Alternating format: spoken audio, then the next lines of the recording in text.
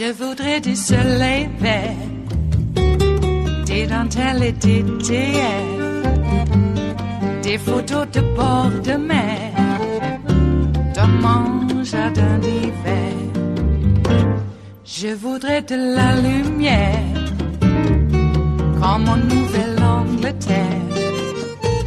Je veux changer d'atmosphère, dans mon jardin d'hiver. Va fleur sous la pluie de novembre, tes mains qui courent, je n'en peux plus de t'attendre. Les années passent, qu'il est loin, là je tombe. Nul ne peut nous entendre. Je voudrais du Fred Astaire. Today, Washington has been absolutely consumed by Donald Trump's attacks on women of color in Congress.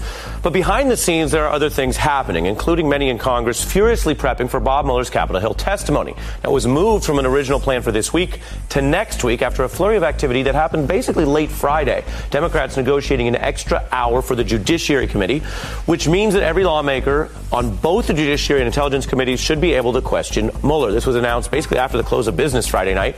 Lawmakers are pushing to talk to Mueller's deputies, too. Today, a Fox News reporter says House Democrats are going to meet tonight over structure and questions. We have not yet confirmed that detail.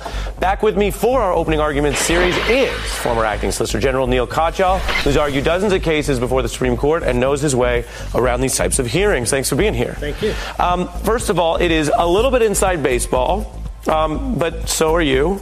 So are we here at the Beat sometimes. What did you think of the unusual Friday night announcement that, there are some tweaks and it's delayed? What does it all mean? Well, it means that there's an extra hour that each side's going to have to question Mueller.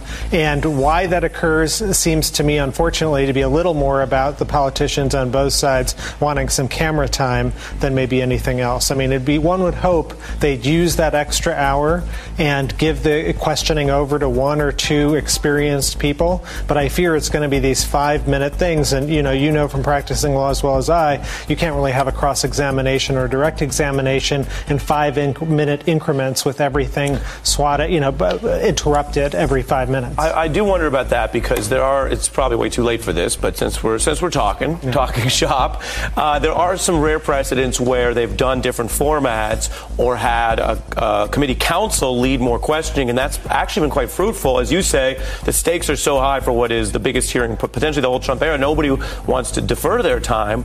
I wonder what you think, though, of the fact that Bill Barr put a lot of pressure on Mueller's staff not to testify. It appears that at least this week he's winning. Yeah, so Barr has basically, it looks like, gagged two of the deputies that Mueller had from testifying next week, which is consistent with his entire modus operandi, which is to gag and keep the public away from a lot of information. I think it's unfortunate. I don't think it's going to matter in the end because Congress will just subpoena these folks, and they don't work for the government anymore. They're not accountable to Barr, and I think that they will ultimately do the right thing and the truth will come out. It's just going to be yet another delay. And doesn't that go to also whether there's any good faith dealings with this Justice Department under Donald Trump or not? Because you say, so it delays it, then they subpoena it, but when they subpoena right away, it's the same Justice Department saying, you're not being fair, we need more time, why can't we negotiate in good faith? I mean, at a basic level, it is legally exhausting. Yeah, no, I mean, for those of us who spent a lot of time at the Justice Department in past administrations, Republican and Democratic alike, it's really very, very disheartening and tragic to see what's happened to this Justice Department. And I think here's one thing, Ari, that I would look for in the hearings. So you might remember Barr,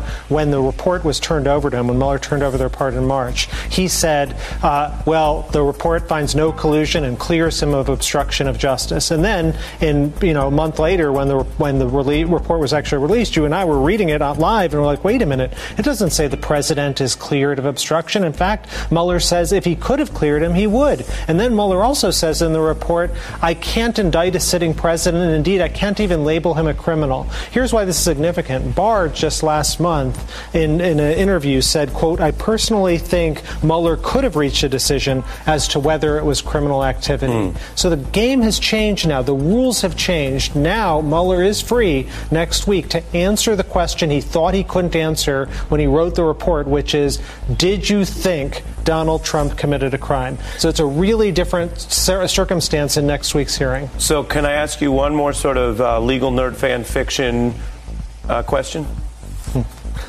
Would you like to see Bob Mueller's inner Comey come out when he testifies next week? I think we all would. But you know what? We actually don't need that. All we need is the answer to 3 simple questions. What are they? So Donald Trump tweeted right after the report came out. He said, no collusion, no obstruction, totally exonerates the president.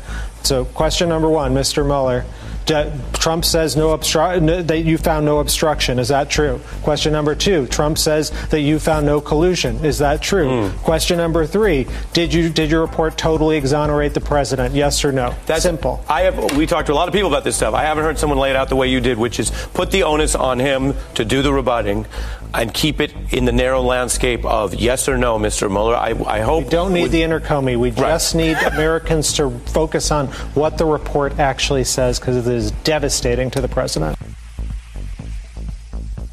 It is Tuesday, the 16th of July of 2019, and you are in West Coast Cookbook at Speakeasy.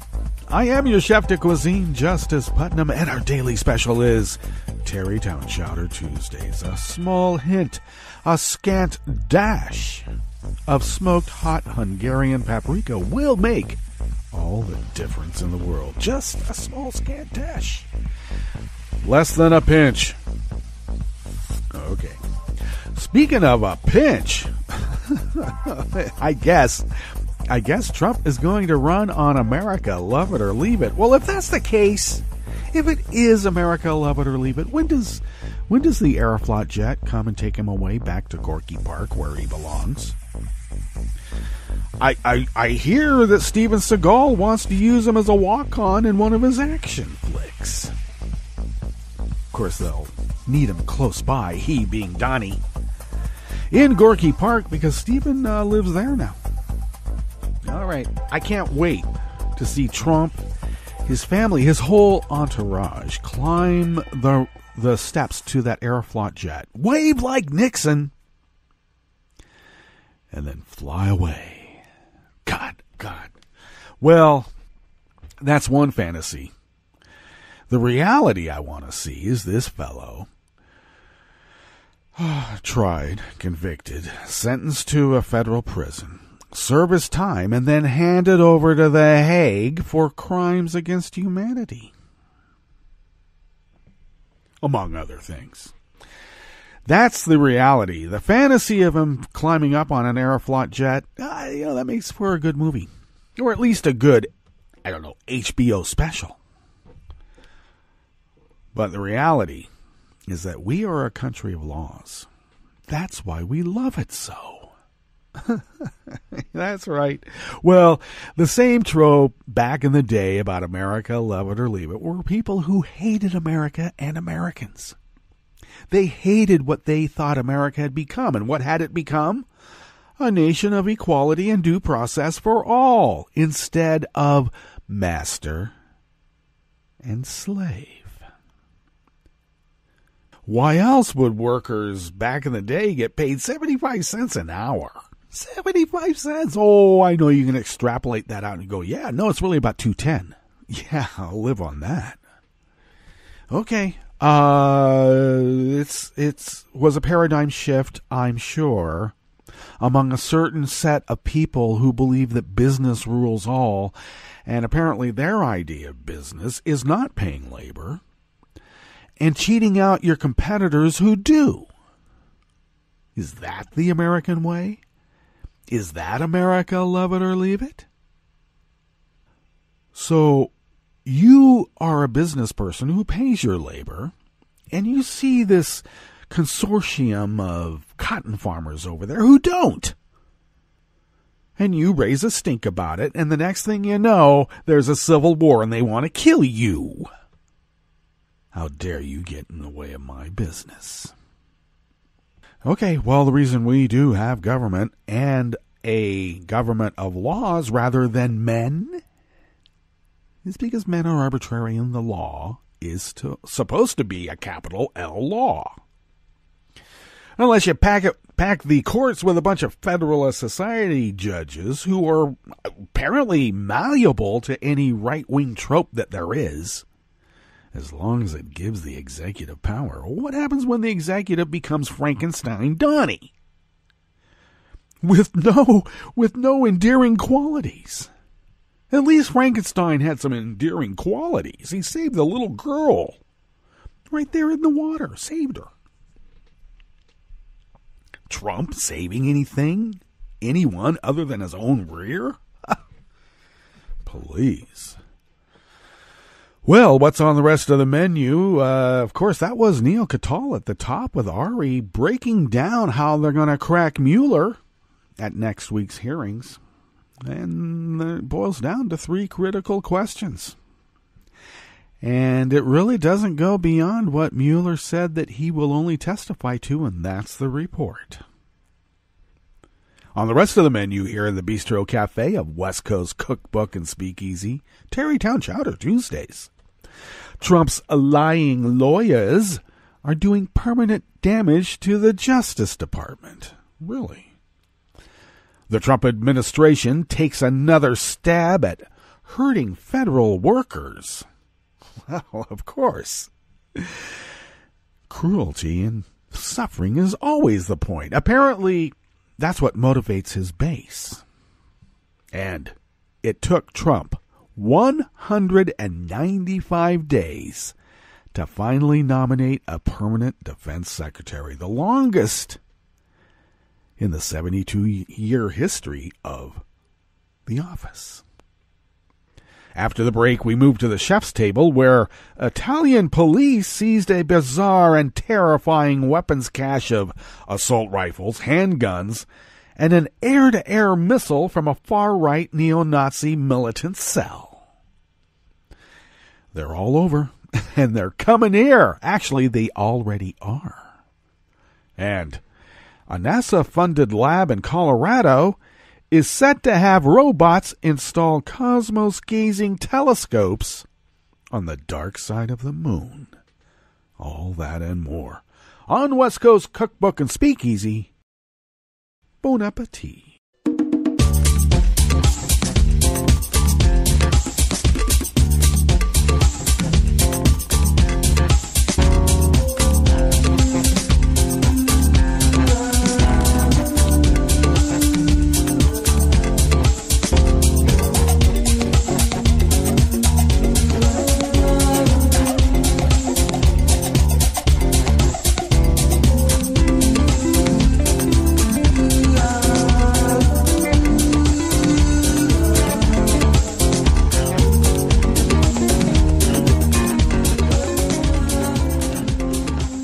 The bottom of our homepage at netrootsradio.com. To the rightish of the page is the chat room link, right there with the social media scroll that Tom takes care of. If you want to follow Netroots Radio on Twitter, do so at Netroots Radio. Tom takes care of that, and it's right there next to the chat room link, and Kelly takes care of the chat room link. Thank you, Kelly. And, of course, she and Ricky are back from Netroots Nation. And they got a slew of interviews, and we'll be playing those not only in during Kelly's block at the table at 523 Happy Hour on Saturdays, but during other times too. You know, maybe overnight, and a couple of spare open blocks that may present themselves, since it is the summer and people go on vacation. They do. So thank you, Kelly, and Ricky. And check out their show also Saturday night. That's the late night morning talk show, the late night early morning talk show with Kelly and Ricky. And that is at 9 p.m. on the West Coast, makes it midnight on the East Coast. Therefore, late night, early morning. Okay, take a gander to the leftish of the page at the bottom of our homepage at netrootsradio.com, and you will notice the Patreon link. And if you could, please, all kidding aside, become a recurring Patreon of Netroots Radio. We have been in this endeavor for now just a tick over 8 years. It's our 8-year anniversary. And we would be unable to do this without you because you are our largest contributor.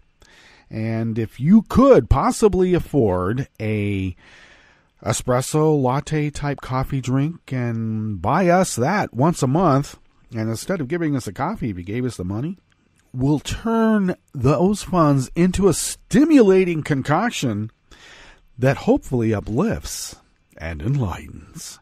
Indeed. So thank you for your generosity over these many years, and thank you for your generosity in the future as well. If you would like to follow Netroots Radio on Twitter, as I said, do so at Netroots Radio. Tom takes care of that. I take care of at Justice Putnam. And I also post the show notes and links diary on Daily Codes about 10 minutes before showtime. Put that link out on social media for your convenience. Follow the show on Twitter at Cookbook West. And pick up podcasts by way of Spreaker, Stitcher, TuneIn, iHeart, YouTube, iTunes, and wherever fine podcasts can be found. Mixed in with every single other podcast in the world. I keep saying that, but it's true. Okay, it's not hyperbole. It is the absolute fact.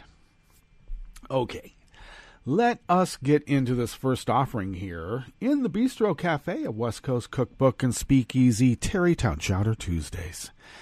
And it comes out of Think Progress by the great Ian Millhiser. The Solicitor General of the United States has a unique relationship with the Supreme Court. Unlike other lawyers, the Solicitor General routinely makes unproven claims about what the government knows and how the government is constrained, and the court typically trusts these claims. This relationship of trust grew over many decades, and it is the product of the rigorous process the Solicitor General's office uses to vet such claims with the relevant agencies to ensure that they are telling the truth. Simply put, the Supreme Court trusts the Solicitor General's office because that office spent a very long time demonstrating its credibility. Now, in this reporter's opinion, this reporter being me, if you were doing something like, I don't know, let's call it active measures to deconstruct the administrative state, and you define the administrative state as democracy itself, upholding the credibility of institutions would be defeating your purpose now, wouldn't it? Back to Ian Millhiser. Even before the Trump administration actively deceived the Supreme Court in Department of Commerce v. New York, the closely watched census case, current Solicitor General Noel Francisco strained his special relationship with the justices to the point where it was starting to fray. In a 2018 argument, a frustrated Justice Sonia Sotomayor asked Francisco, "How many times this term already have you flipped positions from prior administrations?" It is normal for a new administration to change positions in a few high-profile cases, but this administration abandoned views that the Justice Department held for many, many years. Often, it did so in ways that undercut the institutional interests of the United States while benefiting the Republican Party. Which goes back to my inquiry. If you have an active measure to deconstruct the administrative state, and the administrative state is democracy itself, I would suppose undercutting the institutional interests of the United States while benefiting the Republican Party would be right up your strategy now, wouldn't it? The answer to Sotomayor's question, according to Georgetown law professor Marty Letterman, is at least a dozen times. Which brings us back to the census case, and then will take us to a document Francisco filed on Friday, asking the Supreme Court to stay a lower court decision blocking some of the construction on Trump's border wall.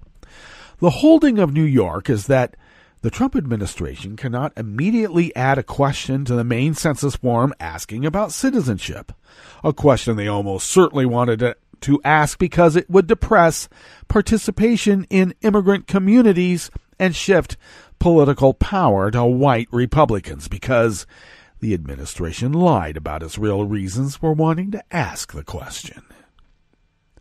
The administration claimed in the Supreme Court and elsewhere that they wanted to add this question because it would aid their efforts to enforce the Voting Rights Act.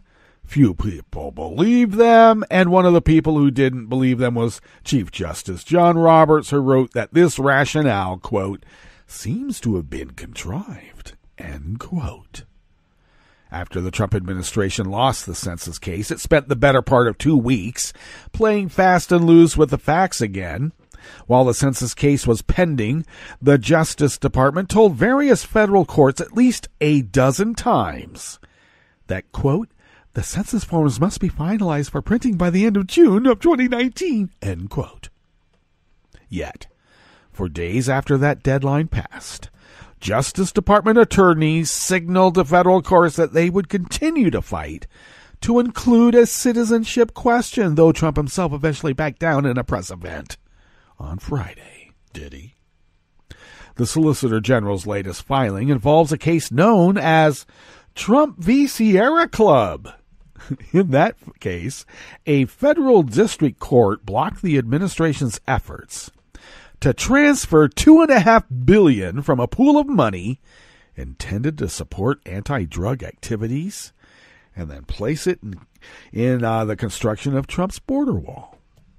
Among other things, Judge Haywood Gilliam explained in his opinion federal law only permits a transfer of funds to address unforeseen military requirements, but there's nothing unforeseen about the supposed border emergency justifying a border wall.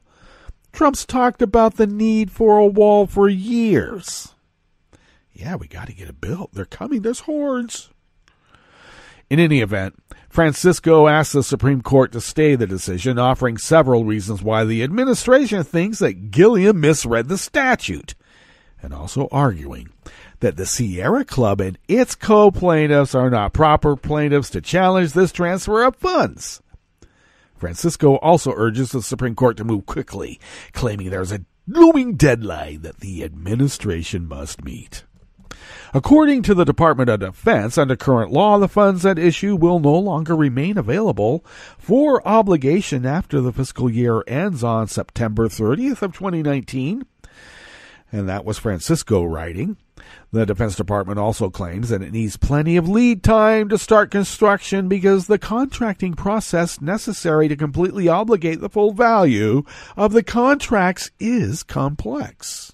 Well, of course, you got to figure out where all that money is going for those, $5,000 nuts and bolts. As Letterman noted on Twitter, it is probably significant that Francisco couches these assertions in language such as, according to the DOD. Having been caught once asserting that a deadline exists that the administration later disavowed, Francisco likely wants to, in Letterman's words, give him some wriggle room. So, wriggle? I guess that would be wiggle. Yeah, wiggle room. Even so, this is still a statement by one of the government's top lawyers regarding the official position of the administration, and it's doubtful why any reasonable judge would believe him. It may, in fact, be true that the Defense Department needs months of lead time to greenlight construction before September 30th, or it may not. But the word of this administration means approximately nothing after the census case. Of course, this Supreme Court is still dominated by Republicans, so it remains fairly likely that they will rule in favor of Trump on the schedule Francisco demanded in the Sierra Club case. But someday, potentially someday fairly soon, Donald Trump will no longer be president and Noel Francisco will no longer be Solicitor General. Nevertheless, the cloud of partisanship Francisco raised over his office will remain. The Supreme Court now knows that the Solicitor General's office can be captured by partisans who are not reliable custodians of the special relationship that office built with the justices over many decades. The court cannot unlearn that fact.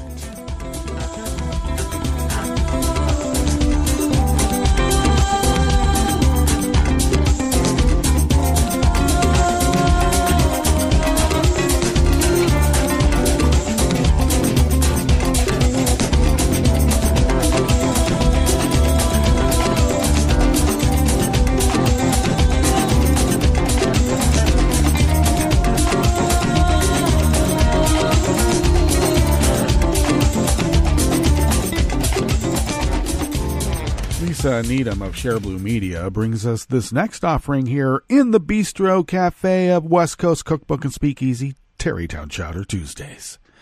The Trump administration is going after federal unions again. This time, the Office of Personnel Management, affectionately known as OPM, is proposing a federal rule that would let federal employees cancel their union dues at any time. This could hurt the ability of unions to represent and protect federal workers. Federal unions require that members opt in, that they affirmatively decide to join the union rather than needing to opt out if they don't want to join the union. That's one reason why the federal workforce has a relatively low rate of union participation, about 27%. Apparently that's far too high for, the powers that really want slave labor. However, if people join the union and then want out, they can only do so at 1-year intervals, much like open enrollment for health care. What OPM is proposing is to let union members opt out at any time throughout the year. This might seem like a small change, but the administration is hoping it has the effect of making more people leave the federal unions more often. That's exactly what happened in the so-called right-to-work states like Wisconsin that barred paycheck deductions from union dues. Robert Tobias, a former president of the National Treasury Employees Union, said that when the law was changed in Wisconsin, the percentage of employees participating went from well over 90% down to around 12. You get all the benefits. You don't have to pay any of the dues. Now that's the perfect world, isn't it? And pretty soon, you don't have any more protections, but you don't have to pay the dues. Were the new policy to go into effect at the federal level, Tobias said, unions would be significantly less effective in representing employees in the federal sector, and that is the whole reason why this is being pushed. Now, this is not the first time Trump has tried to use his executive authority to hurt the federal unions, although the administration lost in court the last time they tried. In May of last year, Trump signed 3 executive orders that were designed to undermine the power of unions in multiple ways. One would have capped how much time union officials could spend on union business. Another would have accelerated the disciplinary process, and another would have allowed the government to adopt performance-based pay structures. All of those changes, however, would have amounted to letting the government add new terms to a contract negotiated between management and labor. Precisely the sort of thing a union is designed to stop from happening. A federal court struck down most of the executive orders, noting that Trump did not have the authority to overwrite the collective bargaining process. Trump does not respect federal workers, and he loathes the federal unions. He will continue trying to weaken the unions so profoundly that they'll be unable to effectively represent employees. Then nothing will stop him from gutting pay, benefits, and the workforce itself.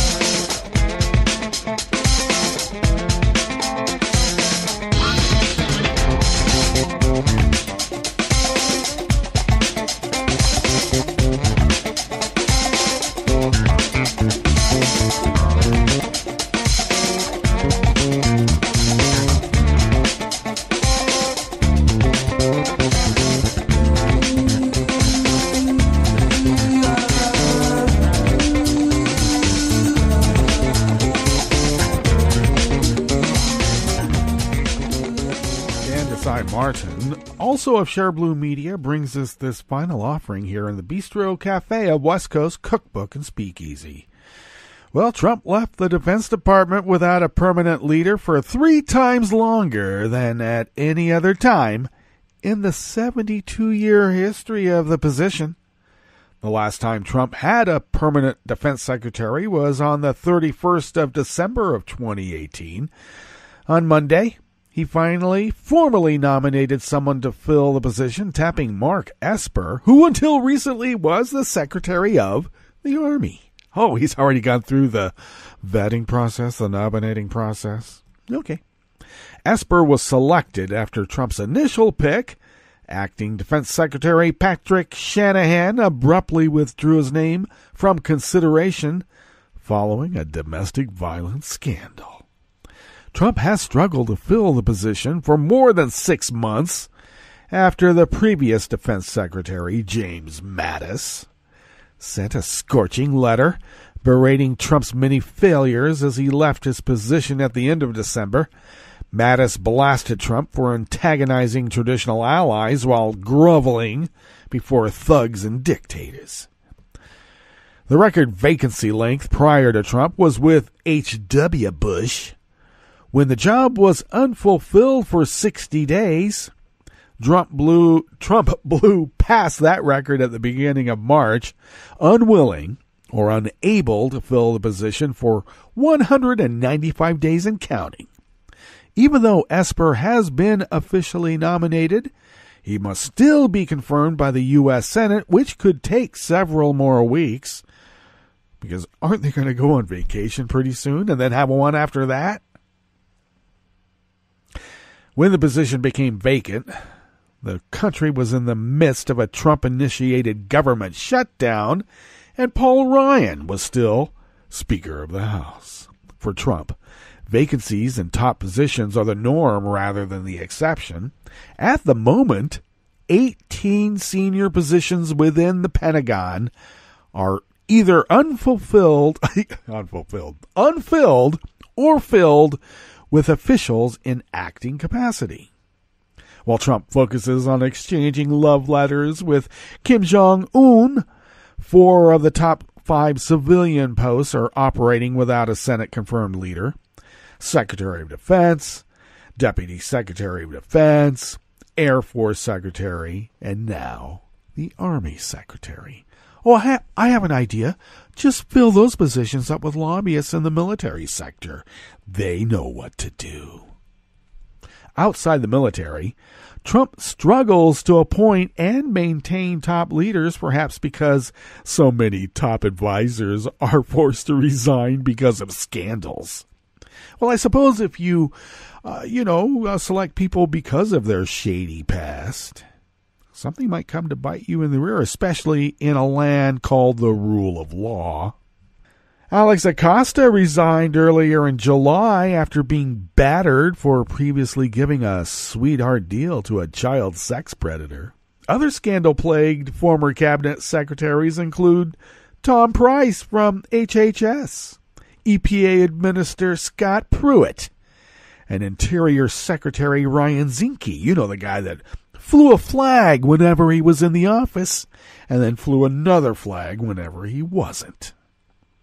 Trump always seems to have time to play golf on the weekend, sometimes even during the week, but can't be bothered to ensure the women and the men of the U.S. military have permanent leaders in place. Well, once again, when your task is to deconstruct the administrative state, and the administrative state is democracy itself, do you really want to have your military happy? Yeah, well, on the other hand, if they're not, they might just turn on you when the time comes. With that possible movie scenario, let's get to our break, and not a minute too soon. And when we come back from that break, we will go through weather from around the world, and my God, is there weather. And we'll finish up with the stories that we've curated for you today. You are listening to West Coast Cookbook and Speakeasy, and we will be right back. You are listening to netrootsradio.com. Please hang up and try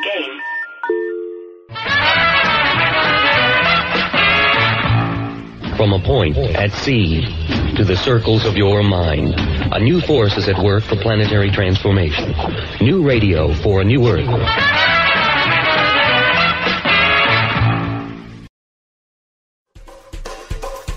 This is Scientific American's 60-Second Science. I'm Christine Herman.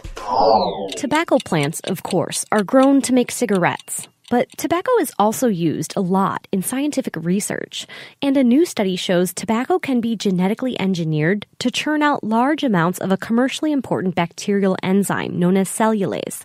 The enzyme has many industrial uses, including as an agent in the production of biofuel. And even while their plant machinery is being co-opted as an enzyme-making factory, the plants suffer no reduction in yield while grown out in the field compared with unaltered plants. That fact is rather remarkable because you might suspect that when a plant is expending resources to create large amounts of cellulase, it would struggle to grow. But that's not the case here. The proof of concept study is in the journal Nature Plants. University of Illinois plant biologist Justin McGrath is a co-lead author of the study. He says the work could lead to lower costs for producing useful proteins like enzymes and some vaccines. That's because it can be way cheaper to cultivate tobacco plants in a field than to grow genetically modified yeast and other microbes indoors in large fermenters. Here's McGrath. Our estimates from this study are that it would cost between 20 cents and $1 to produce a gram of the cellulase, whereas current methods, depending on the type of method you're using, could cost from a couple $100s to a couple $1,000s. Growing such plants in the field rather than indoors also makes it much easier to pursue really large-scale production of medicinal and industrial proteins. But anytime you talk about growing genetically modified plants out in open areas, there's a concern that the DNA inserted into the crop could escape and find its way into other organisms. But the researchers safeguard the system against such an incident by avoiding the cell nucleus where DNA is available to be duplicated and passed along. Instead, they modified the DNA in the chloroplasts, organelles responsible for photosynthesis, not reproduction. That adds a very nice safety feature. Rainer Fischer is a veteran biotechnology researcher at Purdue University. He wasn't involved in this study. So basically, you don't have any chloroplasts in tobacco pollen, so there should be no danger for outcrossing. That is, no foreseeable risk of having the foreign DNA find its way into other plants in nature. Further research will determine if this system can work to produce other valuable enzymes, which could help transform the tobacco plant from health enemy to ally. For Scientific American's 60-Second Science, I'm Christine Herman. This program is presented by the Centers for Disease Control and Prevention. Pools, water parks, and other recreational water venues are popular places to relax and stay cool, but they can be sources of serious illness. Since 2000, nearly 500 outbreaks have been reported at recreational water venues in the U.S., resulting in over 27,000 illnesses and 8 deaths. Most were caused by parasites, bacteria, viruses, or certain chemicals in the water. Parents with young children who have diarrhea should not allow their children to swim or play in the water. In addition, bathers should check the inspection scores of pools and water parks and can conduct mini inspections using test strips before getting in the water. A few simple precautions can allow you to share the fun, not the germs. Thank you for joining us on A Minute of Health with CDC. For the most accurate health information, visit cdc.gov or call 1-800-CDC-INFO. This program is presented by the Centers for Disease Control and Prevention. In 2017, approximately 1 in 6 high school students reported a sports or physical activity-related concussion. Immediate symptoms of a concussion include headache, nausea, and double vision. Long-term, the effects of such injuries, particularly those that are more severe, can be life-changing. Healthcare providers, coaches, trainers, and parents should be aware of the symptoms of a concussion and how to treat them. A concussion protocol should be developed that includes withholding an athlete from practice and competition until all symptoms are resolved. While concussions cannot always be prevented, they can be treated in a way that decreases the chances of long-term health problems. Thank you for joining us on A Minute of Health with CDC. For the most accurate health information, visit cdc.gov or call 1-800-CDC-INFO. Hi, it's Tom. Could we humbly suggest your donation to netrootsradio.com? All we've got to run this 24-hour powerhouse of progressive resistance radio is what comes out of our own wallets. And you are our biggest donor. And it doesn't take much, $3, $5. Just go to the bottom of our netrootsradio.com page and hit our secure donate button. Heck, you can even make a recurring contribution. And you'll get a wondiferous pair of Netroots radio stickers for application to your backpack, your bumper sticker, or your banjo. Well, it's up to you which backpack you want to put it on. So donate what you'd like at the bottom of our netrootsradio.com's homepage. Because you are our biggest donor. Netrootsradio.com. Together, we are Resistance Radio.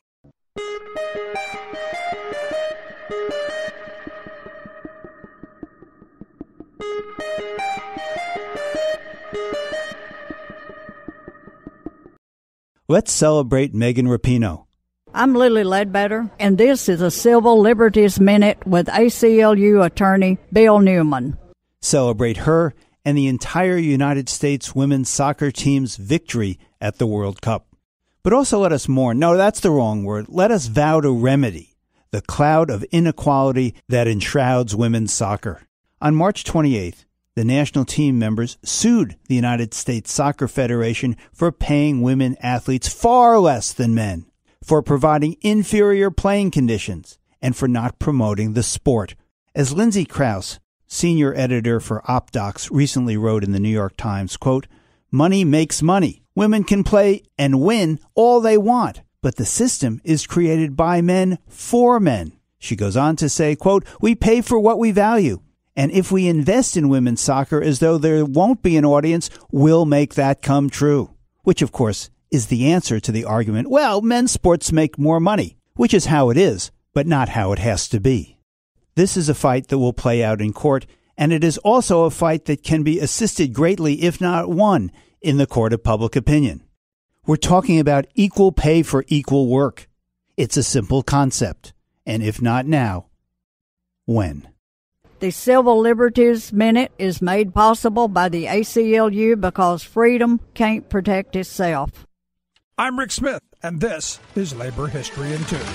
On this day in labor history, the year was 1894. Striking coal miners in Alabama killed a number of black miners. Both white and black miners were attempting to organize the southern bituminous coal fields during the 1890s. In the spring of 1894, the United Mine Workers called for a national strike. The coal industry had been hit hard by the Panic of 1893. The main issue for strikers came down to wages. Some miners had seen their wages slashed by as much as 30%.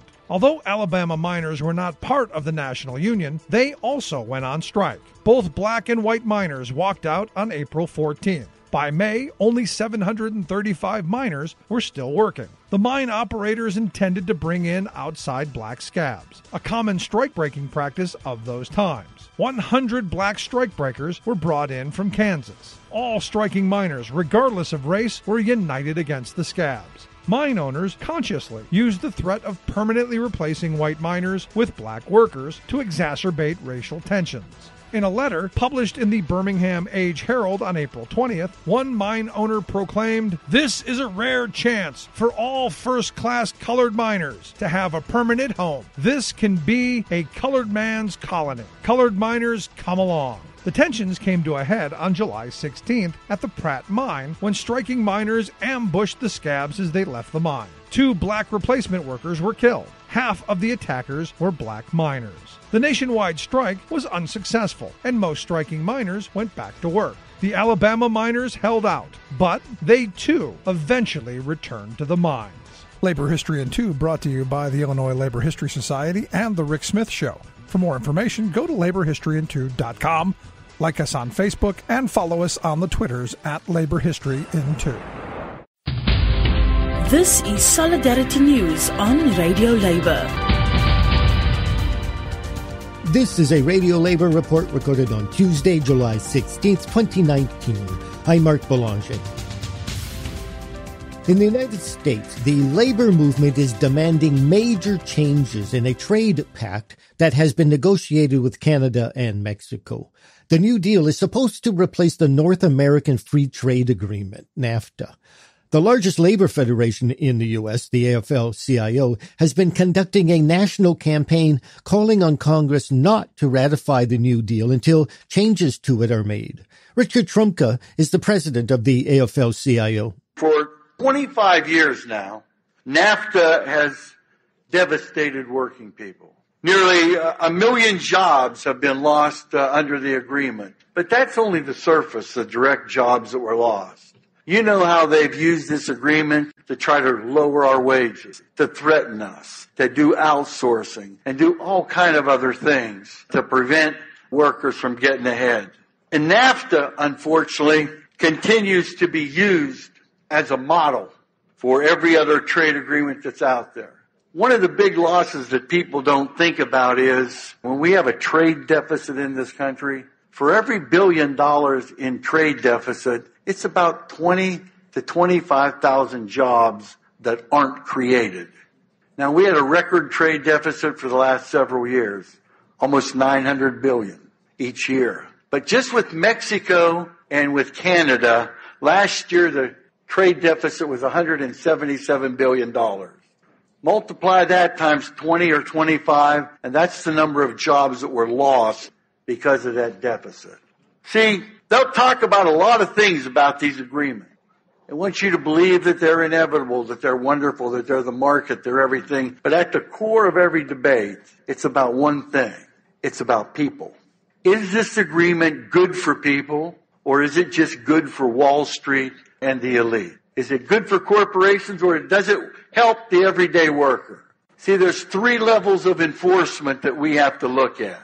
The first level is Mexico for years has used the low-wage model.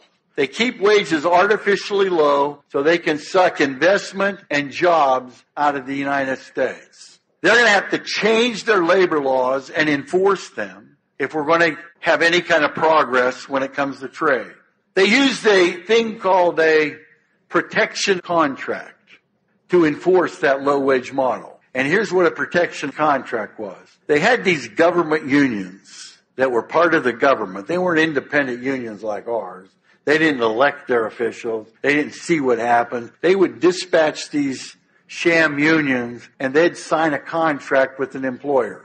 So enforcement level 1 is show us that you have the infrastructure and the resources to be able to do what you said you would do in that agreement. Level 2, in our agreements, when we have a dispute with the employer, you talk to your foreman, you talk to plant management, it goes up, and the final step is a final and binding arbitration, right? In a trade agreement, you have conciliation, and then you have mediation, and then they create these things called panels. It's 3 arbitrators. Those 3 arbitrators get together and they make a decision. This agreement allows every country, any one of the countries, to block the formation of a panel. So if we have a dispute, Mexico could say no panel, and we got no way to get the dispute finalized or decided. That's level 2. Then there's level 3. Right now we have to depend on the government to be able to enforce violations for us.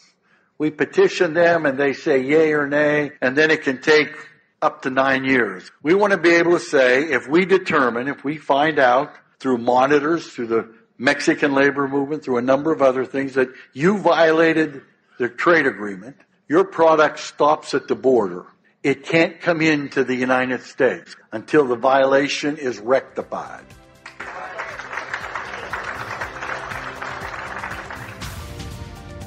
And that's it. International labor news you can use. You can find our features and daily newscasts on our website at www.radiolabor.net. Thank you for listening. And remember, it's all about global solidarity.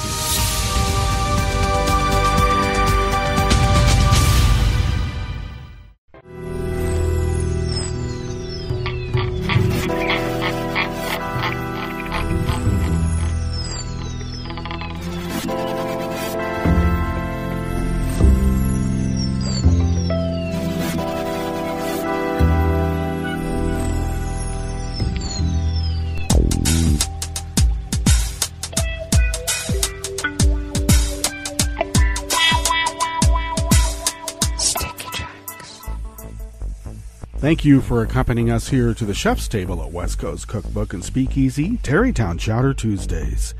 We always begin weather from around the world, along the banks of the Rogue River, in the Rogue River Valley of Southern Oregon on the west coast of the continental United States of America, where it is currently 62 degrees. We are expecting a high of 86 to 88. A few lingering clouds throughout the day. Overnight low in the low to mid-60s. Small possibility of rain overnight because of the confluence of hot and cold. Winds are negligible out of the due west, light and variable. Right now, in just a couple of hours, they will shift out of the northwest at their usual 5 to 10 miles per hour. Continuing that clip overnight and then shift out of the west-northwest, but continuing at 5 to 10 miles per hour. Expected high tomorrow in the low 90s. Thank you very much. I say that facetiously because, hey, when it's hot, it wilts the plants. We don't want that. Grass pollen remains high. The air quality index has fallen to 8 parts per million. And that daytime UV index remains very high at 9. Barometric pressure locally is holding steady at 29.81 inches. Visibility is at 8 miles. And relative humidity is at 83%. Weather from around the world is brought to you by people's personal weather stations that they purchased. These people planted these purchased personal weather stations somewhere on their property, and these people positively live around the world. London is 82 degrees and sunny. Paris is 80 degrees and sunny.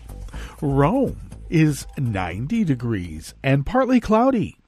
Kiev is 76 and fair. Kabul is 88 and fair. Hong Kong is 84 and clear. Tokyo is 70 degrees with showers in the vicinity, and they are under a flood watch. Sydney, Australia, in their dead of winter, is at 50 degrees and clear. San Francisco, California, is 55 and partly cloudy with a wind advisory on the bay for small craft. And New York, is 86 degrees Fahrenheit and fair, and also with a wind advisory for people on the bays and offshore there as well. And that is weather from around the world, brought to you by people's personal weather stations that they purchased.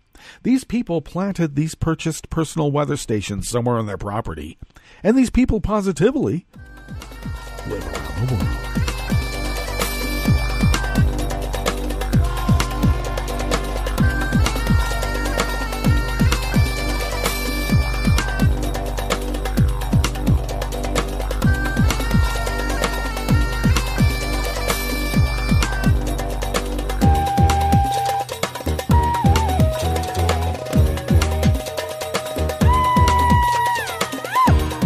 Luke Barnes of Think Progress brings us this first amuse-bouche at the chef's table at West Coast Cookbook and Speakeasy. Italian police yesterday, Monday, announced they had seized a bizarre and terrifying weapons cache, including assault rifles, handguns, and an air-to-air missile from a group as part of an investigation into far-right extremism.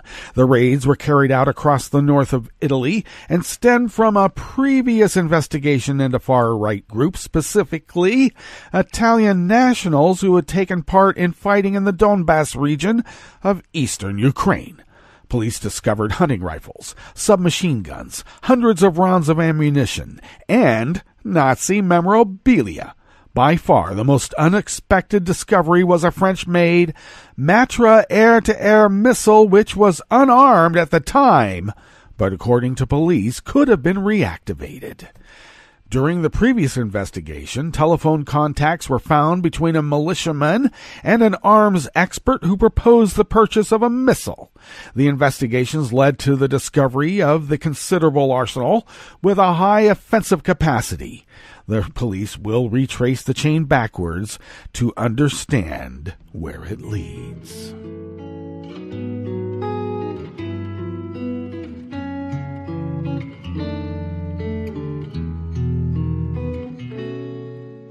Je te donne, c'est mon amour pour la vie entière.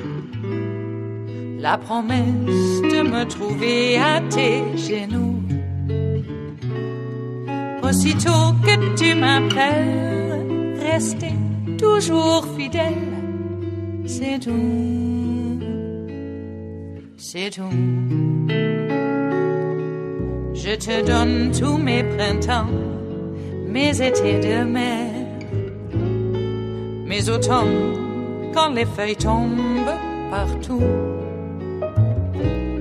Si ce n'est pas une bonne affaire, je te donne tous mes hivers, c'est tout. Joey Roulette of Reuters brings us this final amuse-bouche here at the chef's table at West Coast Cookbook and Speakeasy as the U.S. races to put humans back on the moon for the first time in nearly 50 years. A NASA-funded lab in Colorado aims to send robots there to deploy telescopes that will look far into our galaxy, remotely operated by orbiting astronauts, gamers in space.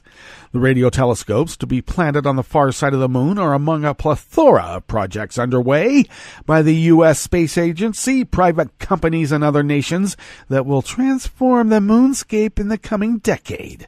This is not your grandfather's Apollo program that we're looking into, said Jack Burns, director of the Network for Exploration and Space Science at the University of Colorado, which is working on the telescope project. This is really a very different kind of program, and very importantly, it's going to involve machines and humans working together. Sometime in the coming decade, Burns' team will send a rover aboard a lunar lander spacecraft to the far side of the moon. The rover will rumble across the craggy and rough surface, featuring a mountain taller than any on Earth, to set up a network of radio telescopes with a little help from humans. Astronauts will be able to control the rover's single robotic arm from an orbital lunar outpost called Gateway, which an international consortium of space agencies is building. The platform will provide access to and from the moon's surface and serve as a refueling station for deep space missions.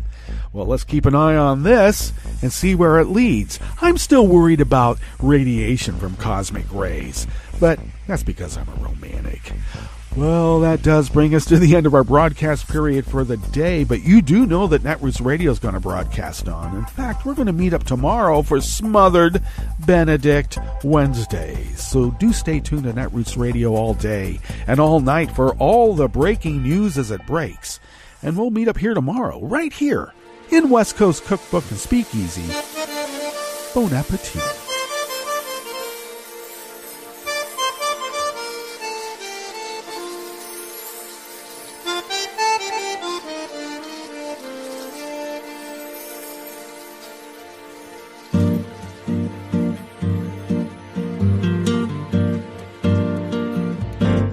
Je voudrais du soleil vert, des dentelles et des théières, des photos de bord de mer, dans mon jardin d'hiver. Je voudrais de la lumière, comme en Nouvelle-Angleterre.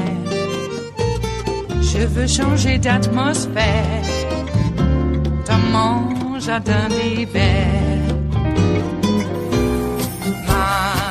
Ma fleur sous la pluie de novembre, tes mains qui courent, je n'en peux plus de t'attendre. Les années passent, il est loin, là je tombe. Nul ne peut nous entendre. Je voudrais du Fred Astaire, revoir un latte Goël. Je voudrais toujours te plaire dans mon jardin d'hiver. Je veux déjeuner par terre, comme au long de golfe clair, t'embrasser les yeux ouverts dans mon jardin d'hiver.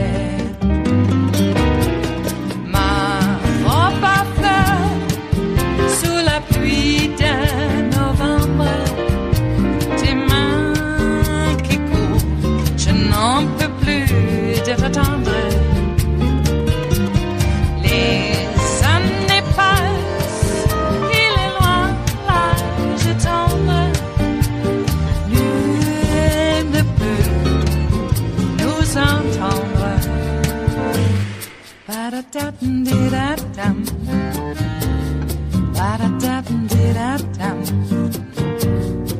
Ba-da-da-dum-dee-da-dum. Dans mon jardin d'hiver. Ba-da-da-dum-dee-da-dum. Ba-da-da-dum-dee-da-dum. Ba-da-da-dum-dee-da-dum. Dans mon jardin d'hiver. Dans mon jardin d'hiver. Dans mon